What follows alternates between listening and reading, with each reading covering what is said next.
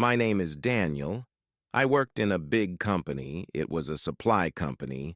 I was just a normal worker. Every morning I woke up early, kissed my wife Claire, hugged my kids, and left for work. I took the same train. I sat by the window. I looked outside in silence. I thought about bills. At work, I said good morning. I smiled at people, but no one really saw me. No one really cared. My boss was Mr. Allen. He was cold, he was loud, and he didn't like me. He shouted in meetings, he pointed fingers, he called me slow, he called me useless. He never said thank you. He never said well done. He only said fix this and don't mess up. People laughed sometimes. I kept quiet, I worked harder, I needed the job. I had a family to feed, 2 small kids. My wife stayed home, she took care of them. I paid the rent, paid the bills, bought food every week and prayed it was enough. My shoes had holes, my back hurt at night, but I said nothing. I just kept going. Claire asked me, "Are you okay?" I smiled and said, "I'm fine," even when I wasn't. At lunch, I ate alone, just a sandwich, just water, and a few deep breaths. I looked at others talking, laughing loudly, enjoying breaks, but I stayed in my corner. They had friends at work. I had silence. I had stress. I had deadlines. Every hour was pressure. Every minute was work.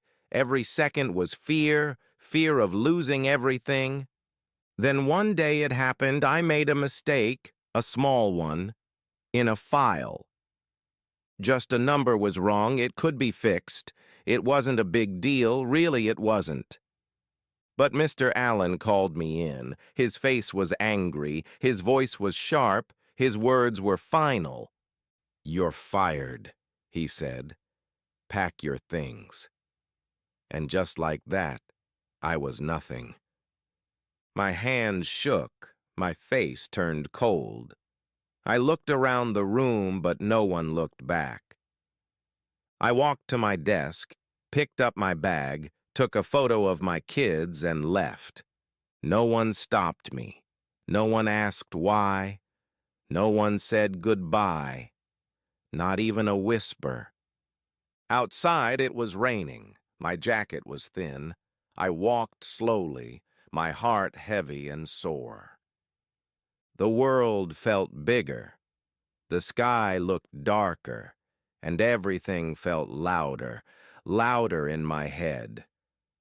My phone buzzed once. It was Claire. She asked, "Where are you?" I said, "Coming home." I didn't cry, not yet. I didn't scream. I just drove. Each red light felt longer, each street felt empty, and my mind was full of fear.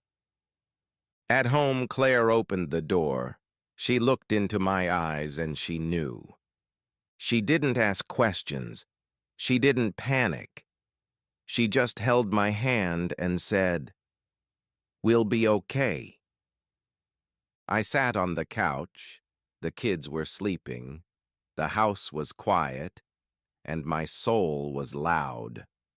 I told her everything, every word, every detail, and still she smiled. She said, "You didn't fail. They failed to see you. They failed to respect you. They failed to value you." She held my hand. She wiped my tears. She kissed my forehead and said, "Now it's our time." I looked at her. She was brave. She was calm. She was strong for both of us. And in that moment, something changed. Deep inside me, something woke up. I was tired, yes, I was sad, yes, but I was not broken, not finished, not gone. Claire believed in me, and that was power, that was fire, that was hope. We didn't have money, we didn't have a plan, but we had each other, and that was enough. I said, "What now?" She said, "Now. We start again." That night we didn't sleep. We sat together, we talked for hours. The house was quiet. Claire made tea. I drank slowly. We made plans. We dreamed with open eyes. We had no money, but we had ideas. We had courage. We had fire inside. I knew the supply world. I knew the clients. I knew the system. And I knew the problems. Claire looked at me. Her eyes were soft, but her voice was strong. She said, "Use what you know." I said, "But we need money." She stood up, walked away, came back with a box. She opened the box. Inside was her jewelry, old but shiny, special, and saved for years. She said, "Take it, sell it, start small, build slow, we'll figure out the rest." I didn't want to do it. I felt guilt. I felt shame. But I saw her smile. She believed in me more than I did, more than I ever did, and that gave me strength. The next day I sold the jewelry. I got just enough. It wasn't much, but it was a start. I bought a laptop, printed cards, got a phone line, and rented a tiny desk in a shared office. It was small, the room was gray, the chair was old, the table wobbled. But it was ours. It was mine, it was real, it was something. I made calls, I sent emails, I contacted old clients, most didn't reply. But one did. He remembered me, he said, "You worked hard," and gave me a small job. That small job paid little, but it felt big. It felt like hope. It felt like breath.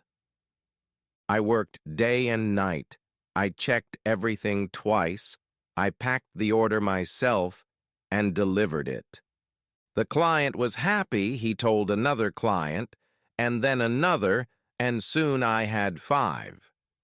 Claire helped too. She answered phones. She made lists. She organized papers and brought food.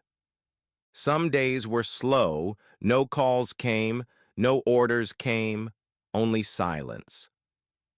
I sat there thinking, what if I fail? What if I fall again? What if this was a mistake? But then Claire would walk in, bring coffee, kiss my cheek, and say, "Keep going." Her words were like light, soft but strong, and they kept me moving, one small step at a time. Weeks passed, then months. The work grew slowly, little by little, job by job. We bought a better chair, a second desk, and a small shelf for files and supplies. Clients liked us. They said we were honest, fast, careful, and easy to talk to. We didn't promise too much, we just delivered. With heart, with care, with pride. One night we were counting coins. We paid rent, paid bills, had some left over.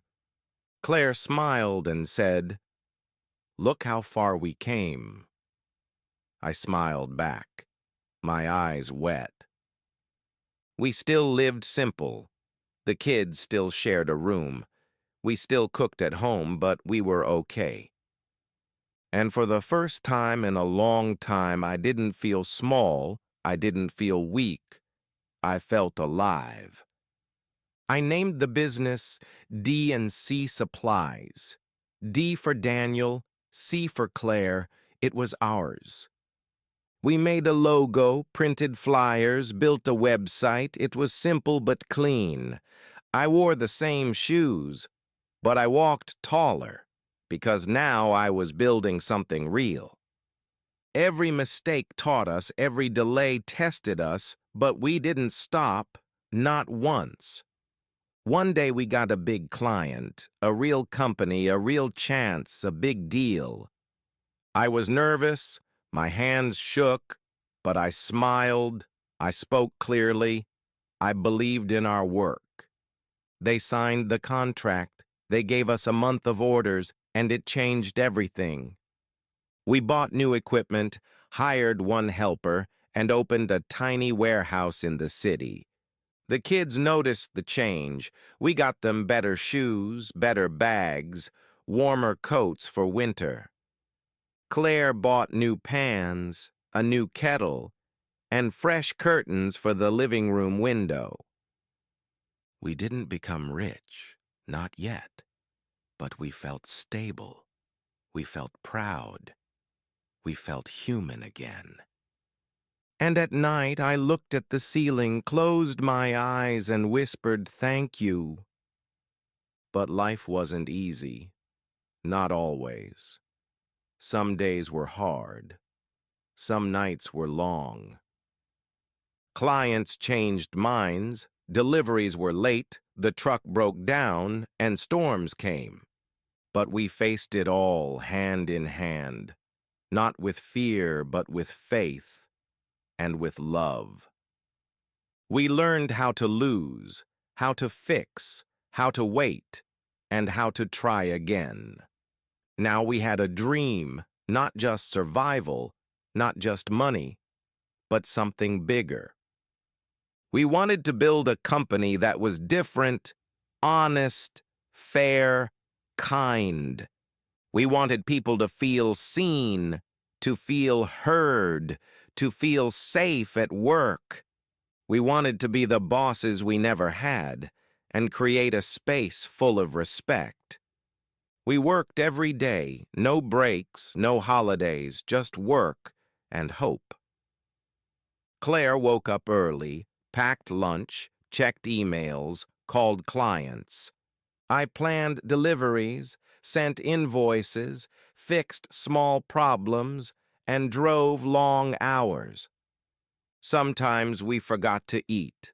Sometimes we laughed. Sometimes we just sat in silence. The small warehouse was busy, papers everywhere, boxes stacked, phones ringing.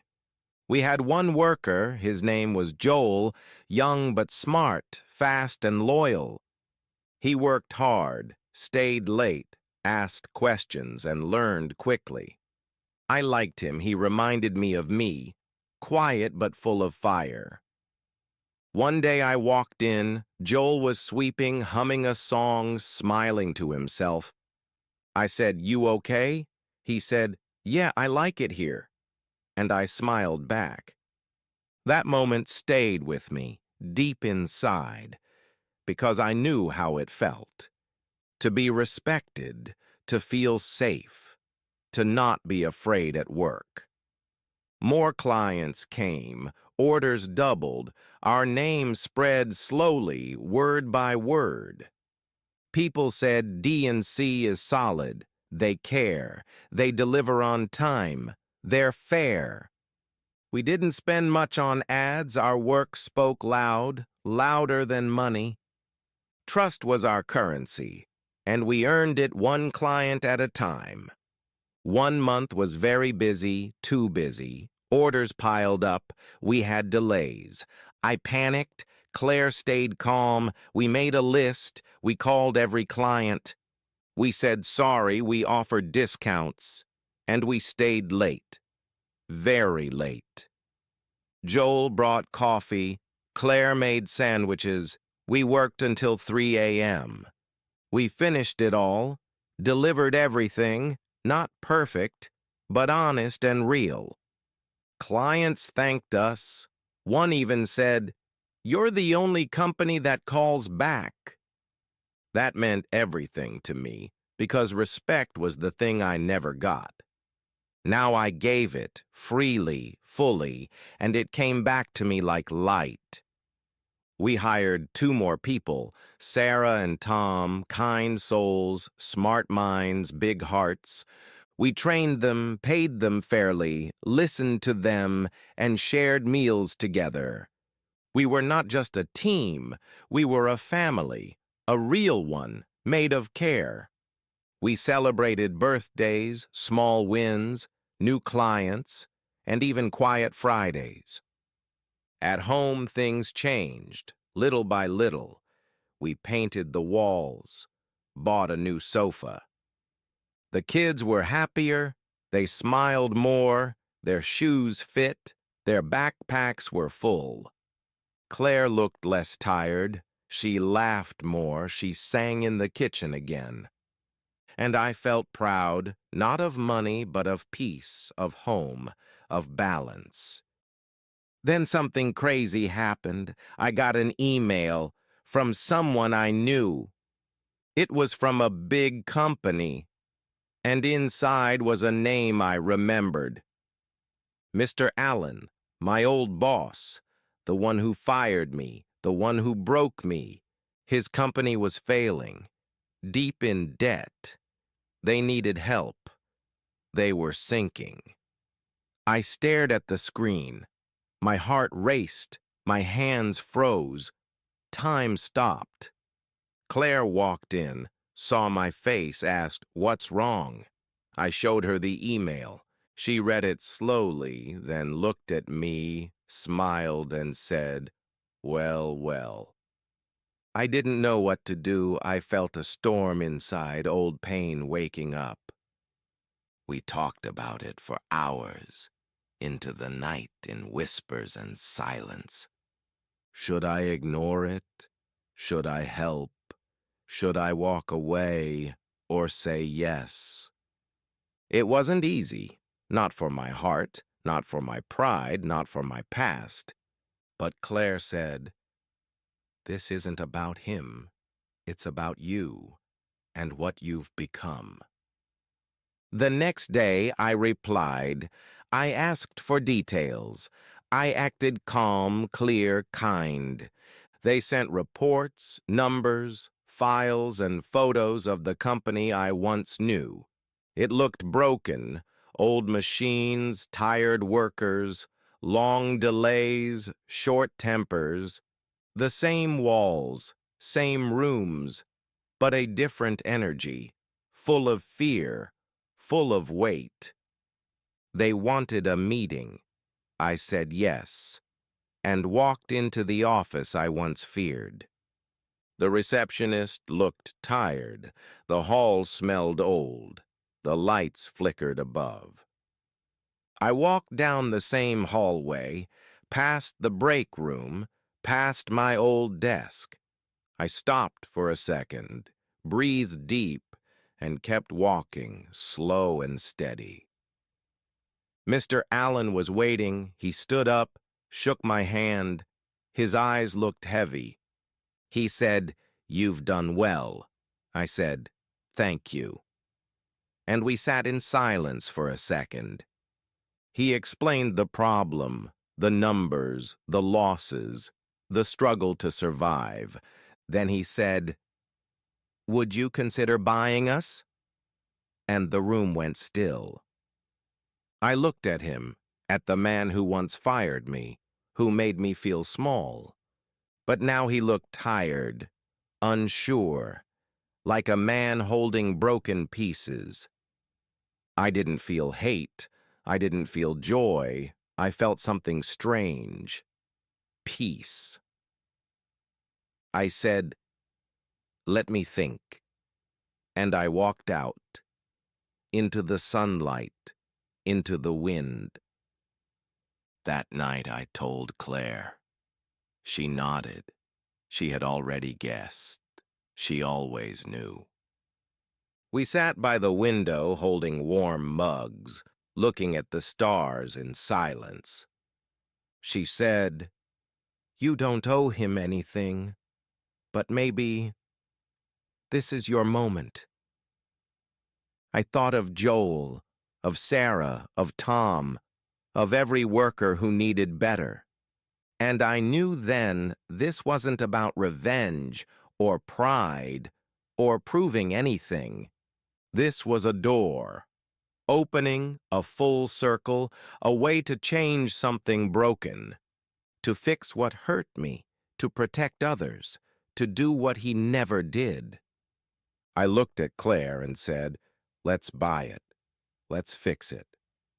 Let's build it right." We signed the papers just like that, and the company was mine. Not just a name, not just walls, but the whole thing full of ghosts. I walked in again, this time different, not as a worker, but as a builder. Claire was with me, Joel too. We stood at the front looking around. The place was quiet, dusty corners, sad faces, tired eyes watching us. Some workers didn't smile, some looked afraid, some looked confused. I understood them deeply, because I once stood where they stood. No one told them the truth. No one asked how they felt. Not ever. I called a meeting, big room, plastic chairs, old projector, buzzing lights. I stood in front, my voice shook, my heart beat fast, but I spoke clearly. "Hi, I'm Liam," I said, "and I used to work here long ago." That got their attention. Heads turned, eyes blinked, a few leaned forward. I told them the truth, no fake smiles, no big words, just real talk. "I know this place was hard," I said. "I was treated badly too." "But now it's going to change," I said, "because I know how it feels." Some didn't believe me. Some looked down. But some smiled. We cleaned the office first, together, no orders, just action, hand in hand. Joel painted the walls, Sarah brought snacks, Claire fixed the old lights. I helped with boxes, lifted chairs, scrubbed floors, and joked with the team. No one was too good to clean, not even the boss, especially the boss. We changed the rules, simple ones, human ones, about time, breaks, and respect. No more shouting, no more fear, no more silence in pain or unfair pay. We gave everyone contracts, clear hours, fair wages, full lunches, and rest. It wasn't magic, but it was real, and that alone was something huge. Slowly, the mood changed. Voices grew louder, faces grew lighter, steps got faster. People talked more, shared stories, laughed again, helped each other. One worker said, "No one ever asked me how I'm doing, until now." I almost cried right there, but I just nodded and said, "We see you." The machines were old. We fixed them, one by one, with time and care. We hired experts, trained the staff, asked for feedback, and listened close. One woman, Maria, said, "I've worked here 10 years. No one ever asked what I think." We made her a team leader, and the others followed her with pride. Claire managed HR, organized files, made a suggestion box, brought plants to the hall. She talked to every worker, knew every name, even birthdays, even allergies. Joel trained the new hires, told them, "This place is different now, you'll see." I stayed on the floor, with them every day, every hour, sleeves rolled up. Clients noticed the change. Orders were faster, cleaner, better, with fewer mistakes. They called us, thanked us, said, We feel it. You care. And it shows. We didn't brag. We just worked. Quietly, steadily, proudly, like a real team. I started getting letters, thank yous, photos from workers' kids, drawings and notes. We had meetings every Friday, short ones, but full of laughs, updates, and applause.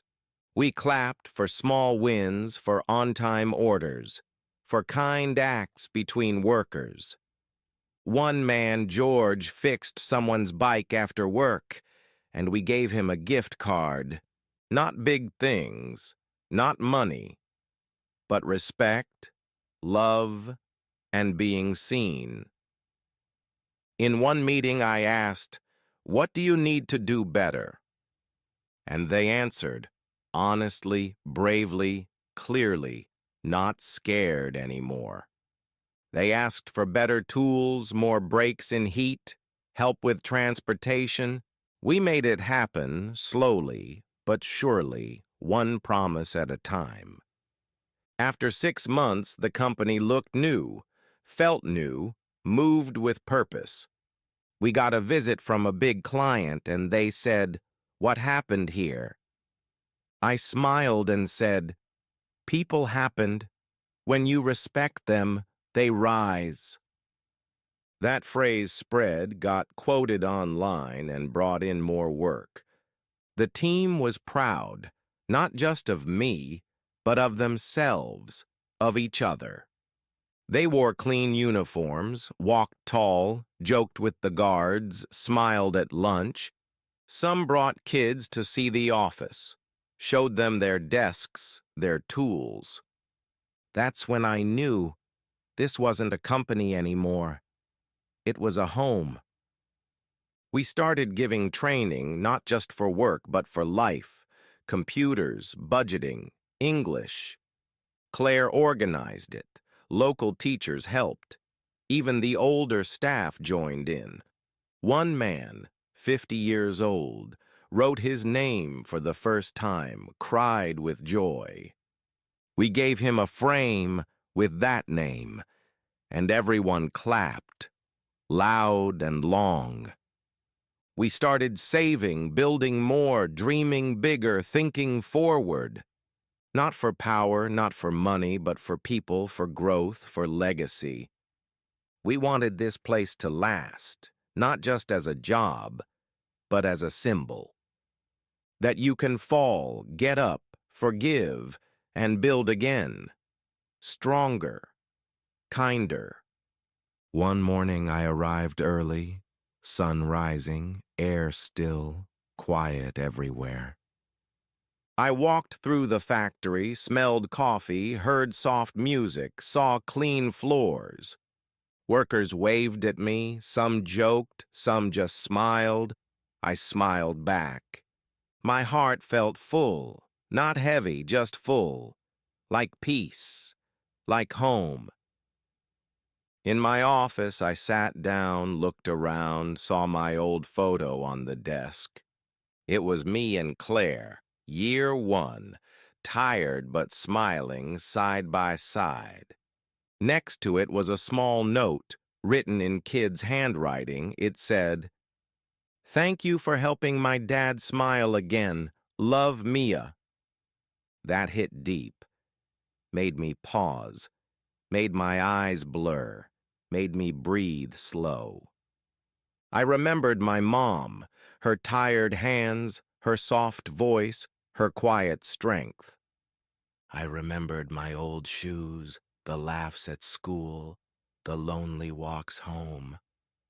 And now, here I was, in this chair, in this life, in this moment. Joel knocked, came in, said, "Meeting in 5," and handed me my coffee. He looked confident, happy, like someone who found his place, found his worth. Sarah joined us later, Tom too, and Maria, all full of ideas, full of light. I didn't lead the meeting, they did, And that was the real success. Later that week, we had visitors, students from a local school, curious and bright. We gave them a tour, showed them machines, answered questions, laughed together. One boy asked, "Were you always the boss?" And I smiled and said no. "I used to be like you," I said, "lost, small, but full of hope." The kids clapped at the end. Some hugged us. One gave me a drawing. It was of a tall man with a cape, standing beside a factory, smiling wide. It said "Hero" under the drawing, and I didn't correct it, I just thanked him. Because maybe, just maybe, kindness is the real superpower. Quiet, steady, real. That night, Claire and I walked, just us, no phones, no noise, just the stars. She held my hand, leaned on my shoulder, and whispered, "You did it." But I shook my head, said, "We did it." And she smiled, like always. She said, "Your mom would be proud." And I closed my eyes for a moment. At the gate of the factory, there's a new sign, bold letters, simple words. It says, "Respect builds everything," and below it, our company name. People stop to read it. Some take photos. Some just nod and smile. And every time I see it, I remember where I started and why I never stopped.